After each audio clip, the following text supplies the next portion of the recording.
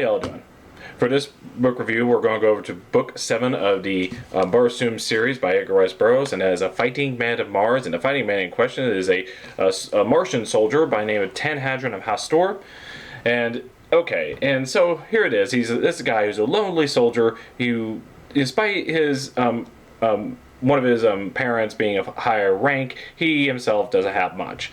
So as a Padwar, who's a low-ranking officer, because of his one of his parents of higher standing, he gets kind of a leg up to join these parties, and he meets a beautiful, minor but very rich noble lady whose name is Sanoma Tora, who he falls in love instantly. Now, she's not a very good character. I'll just bring that up front. She's a very shallow type person, but he falls in love with her all the same, and he doesn't know much about women, hasn't met any others, but he falls in love with this one, and one day he decides to stand up and actually ask for her hand in marriage. She turns him down, because she expects higher expectations as far as marrying someone. She's trying to marry up.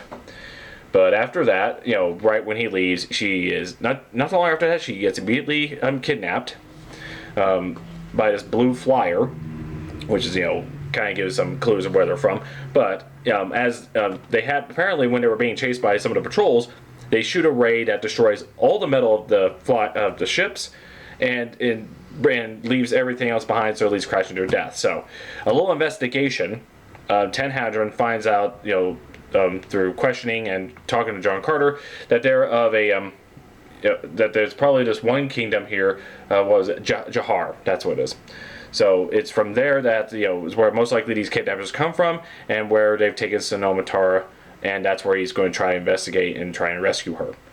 And he was also promised her hand in marriage if he does rescue her by her father. So there's his motivation to do so, and off he goes. So as he on his way over there, he finds a woman who's attacked by these white apes, and after rescuing her, he's introduced. We're introduced to the character of Tavia, not a typical Martial woman as we're presented. They're either a slave or a princess. This one is this one's an escaped slave from Jahar, so this will give him some means of helping him out.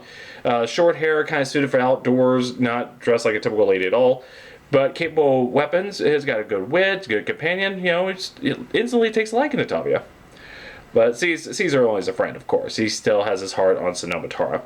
So after a quick discussion, they can't go straight to Jahar itself, but maybe if they go to her original birth city, which rivals Jahar, he might have a chance to be better equipped.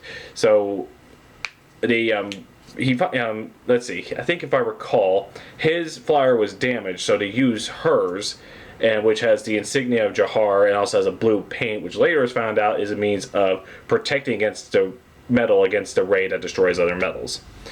So they go to this one city where she's from, but she hasn't been there since she was a kid, so she has no way of anyone vouching for her. She has no friends or family there, and they get captured. She's taken in, and he is sent to the death, which are these pits that lead, and no one's escaped from these. So him and another guy, another prisoner, they're sent down there to the death. And it turns out this is a very elaborate underground world where they fight these giant carnivorous lizards. They come across a city surrounded by these trees that have all these spiders, and what have you. And the city itself have these very scared people, and they're overrun by this crazy maniacal tyrant who captures them, and they have a choice: you accept the tortures that he will lay out for them, or join him and serve as his guard for the rest of their lives. So they have to escape that. And then eventually they get out of the caves, and they're back on the upper world. They find a scientist who created a beam that destroys all the metals of the ships. It was taken from the ruler of Jahar as a means to set up a fleet with these to attack the other the cities and take over Barsoom. So he's this mad conqueror, but he's also paranoid. Everyone's out to get him, sort of thing. So there's so they find out the flaws of this guy, but the scientist himself is not a very stable person himself. So, but he has the means to help him out. They build a ship, and the mad scientist has a special paint that can, turns everything invisible. It's getting a little to the fantasy area here, but they made it to a ship to where it's invisible to the eye, and they also equip it with the blue ray and different rays. One is the metal destroying ray, one destroys flesh, that sort of thing, and let's see, and the paint to help make ship invisible. And later, Tan Hadron makes a cloak invisible, so he can try and infiltrate into the city itself. So with this, so with all this, he finally gets to the city. He has to leave his companion behind as collateral for the scientists, so he has to pick him up later. Eventually, he, so now he's going to try and get to the city with his equipment, try and rescue the princess, and now try to prevent the this mad ruler from building up a fleet and try to, and hopefully get word to John Carter, whose fleet is on his way to attack them. To try and to stop all this, but they don't know about all the secrets of Blu-ray, so they have to go on that. Pretty simple, straightforward adventure. A bit more a simple setup, but a bit more I don't want to say convoluted, but a lot of things happen to it. And of course, the main, and we've seen stories like this before, where Tan Hadron falls for a woman who you could tell up front is a spoiled or spoiled or a bad person that's just obviously not right for him, but later falls for someone else, and that someone else is Tavia. And the book kind of repeats itself again and again. He just sees Tavia as a friend, and it's a good companion, he doesn't want to leave her behind, but doesn't. Everyone else is like, dude, you're in love with her, and it does this, and you might say it's not well written, but then again, we've also seen this story with characters like these again and again and again. So when you read this, you're going to instantly see it immediately who he's going to end up being. It is not the beautiful, high-ranking woman who we fall in love with. It's actually the slowly former slave, Tavia.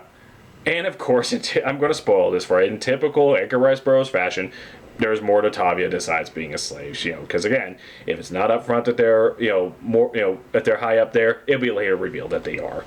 So yeah, I'll spoil that for you, because at this point, if you read into this series, or if you listen to this, it's this thing that's constantly happening all the time. It's not just princesses. There's also some male characters. Again, they show up as slaves or former slaves, but they end up being more than they are. But there you go. But still an enjoyable classic adventure. A fighting man of Mars. Thank you all for watching, and have a nice day.